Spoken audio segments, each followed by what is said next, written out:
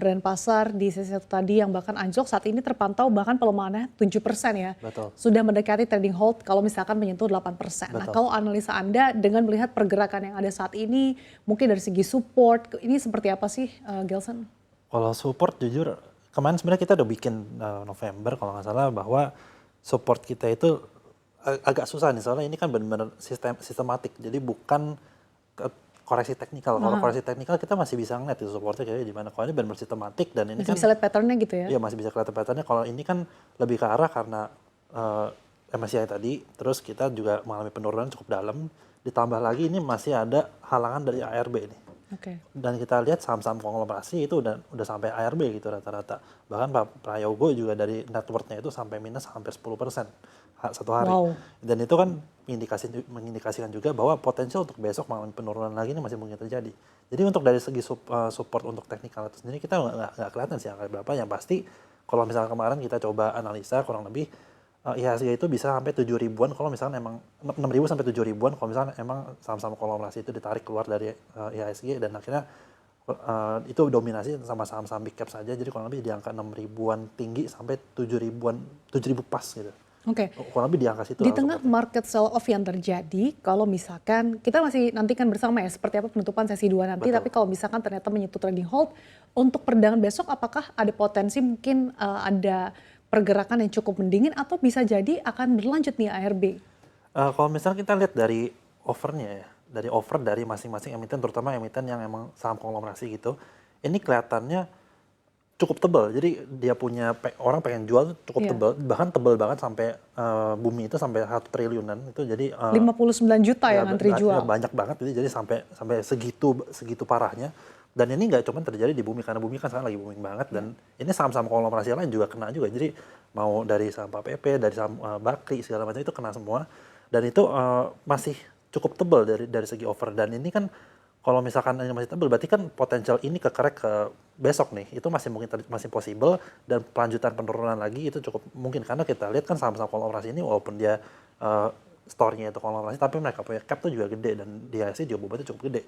Jadi potensial untuk masih turun lagi, nanti kalau hari ini kan 7%, mungkin besok masih bisa mungkin 3-4% tuh masih mungkin terjadi untuk IHSG. Tapi kita perlu ngeliat nih ke depan seperti apa, karena dinamika market kan juga kita lihat walaupun rupiah kita akhirnya menguat segala macam, tapi MSCI ini sepertinya ini sangat-sangat sistematik, dan implikasinya tuh sampai turunan tuh parah banget. Bahkan ini kalau misalkan kita lihat-lihat tuh lebih parah daripada kalau misalkan free float ternyata berubah gitu. Ini benar-benar kayak tadi kan ada aturan seperti itu betul, kan sebenarnya tadi free floatnya diubah atau gimana, tapi ini kan lebih parah lagi, bahkan sampai di downgrade ke frontier market. Itu kan nunjukin bahwa ini lebih parah daripada perubahan regulasi yang tadi kita masih pengen di emerging market. Ternyata ada potensi, dia membuka potensi bahwa MSCI ini bakal nurunin Indonesia ke frontier market, dan itu lebih parah lagi daripada free float tadi, kurang lebih begitu. Downgrade ya worst case-nya. Tapi ada beberapa sorotan yang menjadi highlight juga dari MSCI tadi terkait dengan struktur kepemilikan, kemudian dugaan manipulasi harga yang terkoordinasi, sampai mungkin terkait dengan data free float yang tidak mencerminkan realita. Nah sejauh ini sebetulnya seperti apa sih Anda melihatnya, dan sejauh ini kan memang pemerintah dalam hal ini BI dan juga OJK akan masih melanjutkan konsultasi dengan MSCI. Tapi kalau melihat hal ini tanggapan Anda seperti apa? Pertama kalau misalnya kita lihat dari apa yang diomongin sama MSCI dari tadi pagi, itu ngejelasin bahwa sebenarnya MSCI sampai sekarang masih belum puas terhadap apa yang dikasih sama regulator kepada MSCI. Karena kalau misalnya kita lihat regulator sepertinya kemarin juga ada sempat nego-nego di belakang, ini sepertinya outputnya nggak gitu bagus-bagus banget. Nah ini makanya dikasih lagi, menurut aku sih ini lebih ke arah bailout lagi, supaya IHSG itu masih bisa ke save, bahwa MSCI akan menunggu sampai 3 bulan ke depan nih, sampai nanti rebalancing yang buat bulan Mei. Karena kalau misalnya Februari ini kan udah nggak mungkin ada perubahan karena di freeze. Jadi MSCI bulan Mei nanti dilihat nih, kalau misalkan emang selama 3 bulan ini ya terutama di Indonesia ini tidak ada perubahan sama sekali dan tidak memuaskan investor asing, ini bakal nanti akan ada perubahan lagi yang mungkin lebih signifikan, dan mungkin downgrade ke frontier market itu mungkin terjadi, dan juga ini kan bakal memicu aksi outflow yang cukup tinggi, ratusan triliun, untuk angka kurang lebih 150-an triliun.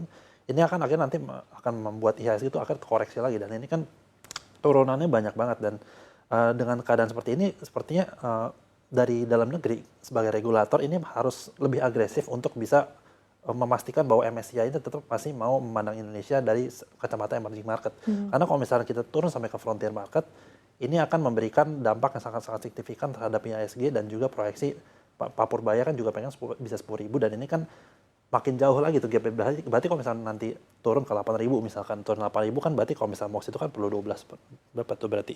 Perlu 25%-an. 25% untuk naik itu dalam setahun itu lebih repot lagi. Dan kemarin kan udah kebuat nih momentumnya dari MSCI. Dan MSCI ini memberikan kontribusi signifikan selama beberapa tahun terakhir bahkan.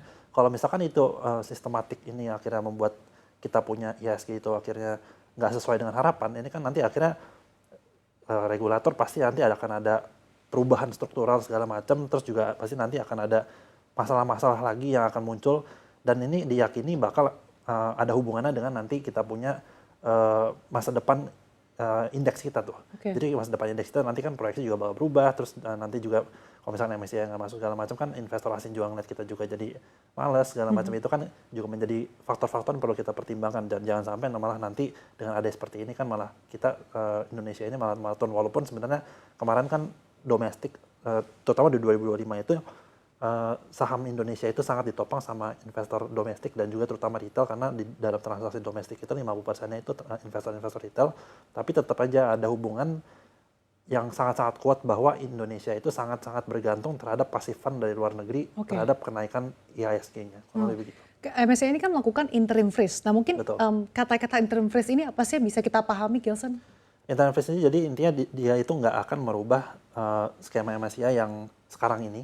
Jadi dia akan menunggu sampai nanti bulan Mei itu seperti apa, pre-balancing-nya seperti apa, dan dia juga akan nggak akan mengubah misalkan ada kenaikan dari aku lupa, kenaikan dari kepemilikan foreign itu nanti itu kan ada indikator juga di MSCI, itu nanti tidak akan diubah, jadi sesuai dengan apa yang ada saat ini. Jadi kalau udah kenaikan sekalipun itu dianggap tetap flat sama kayak yang terakhir nih, dan itu akhirnya membuat untuk bisa satu emiten bisa masuk ke MSCI segala macam itu nanti potensialnya itu malah berkurang jadinya. Jadi benar-benar flat aja, jadi nggak ada hubungan perubahan sama sekali. Dan ini kan mengindikasikan bahwa tadi beberapa emiten yang udah ada pipeline untuk bisa memasuk MSCI ini jadi terganggu karena adanya freeze ini. Jadi akhirnya nanti ke depannya kita perlu ngeliat sih sampai akhir nanti bulan Mei itu rebalancing itu seperti apa gitu.